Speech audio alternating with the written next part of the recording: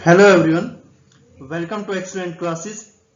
आज हम पढ़ेंगे महाजनपद और छठी शताब्दी का भारत, छठी शताब्दी पूर्व का Bharat, India in 6th century. तो चलिए महाजनपद उस भारत के बारे में कुछ पढ़ते हैं। ये भारत का मैप है उस टाइम का जो महाजनपद होती थी। तो ये मैप आपको बाद में बताऊंगा, मैं पहले आपको नॉर्मली समझा देता हूँ। फर्स्ट है लोहे। जैसे ही लोहे का आविष्कार हुआ उसके बाद कृषि का विकास होने लगा। कृषि उससे पहले जो होती थी, सिर्फ अपने घर का गुजारा हो इसलिए लोग इतना ही खेती कर पाते थे। लेकिन जैसे ही लोहे का आविष्कार हुआ तो कृषि धीरे धीरे बढ़ने लगी, उससे औजार बढ़ने लगे और उससे व्यापार और नगरीकरण जो सिटीज थी वो बढ़ने लगे। तो उससे व्यापार बढ़ा, बिजनेस बढ़ा और जो नई नई सिटी बन के आने लगी सामने। तो लगभग उस टाइम पे बोला जाता है 60 नगरों का उल्लेख मिलता है। भारत में आरंभिक सिक्के, पर्ण और करपण इसी युग में आए थे। इसी युग में व्यापार को व्यवस्थित रूप देने के लिए कार्टल सिस्टम, कार्टल मतलब श्रेणी, अलग अलग श्रेणियों में डिवाइड किया गया था। ये श्रेणी सिस्टम उसी टाइम आविष्कार में आया था। तो उस टाइम इसलिए भारत को सोने की चिड़िया कहा जाता था, क्योंकि सब लोगों के पास एक व्यवसाय होता, सबके पास एक काम होता था। आपने एक ही व्यवसाय के लोगों, कार्टेल होता क्या है? एक ही व्यवसाय के लोगों का एक समूह है, भले ही उसके वर्ण मतलब उसके वर्ण या उसकी जाति से कोई मतलब नहीं होता, लेकिन उनका काम एक होना चाहिए, उसको बोलते हैं कार्टेल या श्रेणी। तो पहले की जो श्रेणियां थी वो ना कि जाति या वर्ग में नहीं डिवाइड थी, वो उनके काम के आधारित डिवाइड करते थे। जैसे स्टार्टिंग में कुलिक, ये क्राफ्ट्समैन के लिए था, जो कारीगर होते थे।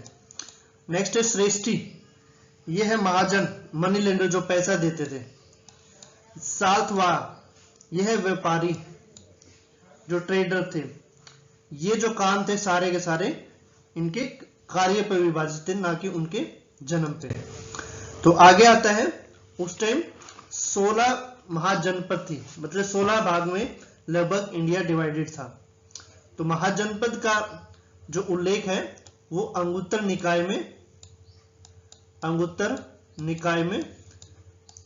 में मिलता है। भगवती सूत्र में भी महाजनपदों का उल्लेख है। तो स्टार्टिंग से बताइए, ये महाजनपद है, कैपिटल है उसकी क्या क्या है और इसकी इंपोर्टेंस क्या है। पहली है कंबोज, राजधानी है उसकी हाटक। ये काबुल और पेशावर के बीच का एरिया था और ये घोड़े के लिए प्रसिद्ध था। अगला आता है गंधार। यह था गंधार, इसकी राजधानी थी तक्षशिला और ये पेशावर और रावलपिंडी के बीच का एरिया था। नेक्स्ट है मत्स्य, विराट नगरी, ये जयपुर के पास का एरिया था।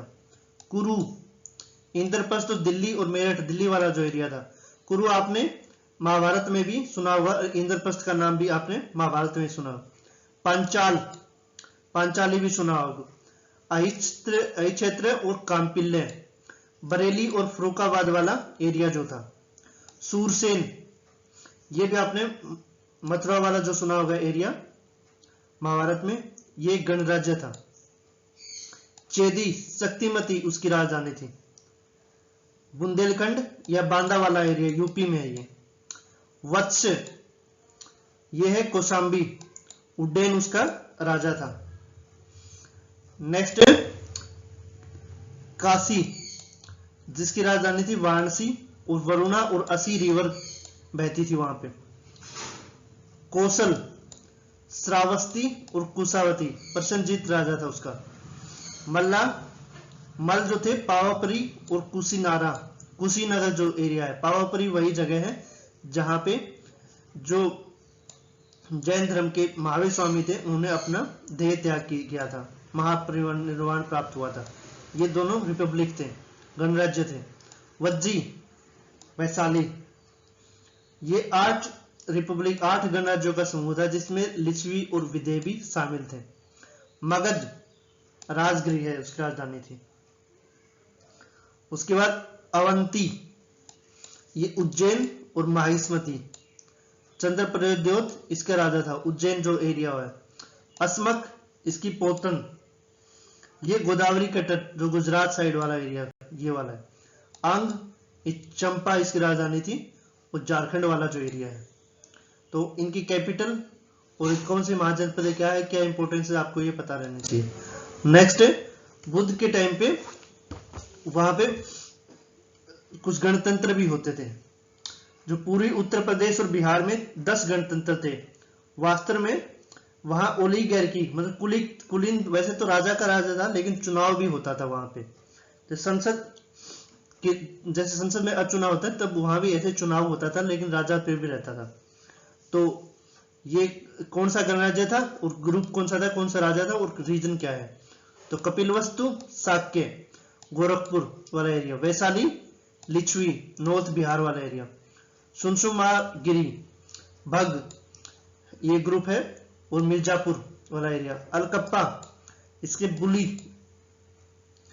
आरा और मुजफ्फरपुर बिहार वाला एरिया, केसपुत कलाम थे इनके सुल्तानपुर, रामग्राम कोलियन गोरखपुर वाला एरिया, कुशीनारा या कुशीनगर इसमें मल ये कुशीनगर वाला एरिया, पावापुरी वही मल है कुशीनगर, पिपलीवन मौर्य जहां मौर्य साम्राज्य हुआ था गोरखपुर के वाला एरिया, मिथिला विधे उत्तरी बिहार वाला एरिया। और उस टाइम पे कुछ नास्तिक भी थे, नास्तिक संप्रदाय थे, 6 टाइप के नास्तिक थे उस टाइम पे। तो कुछ विसंगतियां जो व्यक्त करते थे। तो पहले है पुराण कश्यप, मैं थोड़ा कलर दूसरा ले लेता हूं, यह है पुराण कश्यप, अक्रियावादी इन activist, Ajit case Kambalin भौतिकतावादी मेटलिस्टिक, निगट Mahavir Swami Jain sect, मखलीपुत Ghoshal ये आजीविक सेक्ट के। नेक्स्ट आते हैं संजय वेल्टीपुत, यह है अनिश्चयवादी। नेक्स्ट पख्तू कचान ये अनियतवादी। तो आपके थोड़े पढ़ने में थोड़ा इनका वर्ड दो अटपटे लग रहे होंगे, लेकिन एग्जाम में ऐसे ही क्वेश्चन पूछे जाते हैं आजकल। तो आई थिंक ये चैप्टर क्लियर हो गया हुआ। तो इससे अगले चैप्टर में हम और कुछ पढ़ेंगे। तब तक के लिए मेरे चैनल को लाइक करें, कमेंट करें और शेयर करें और सब्सक्राइब करें।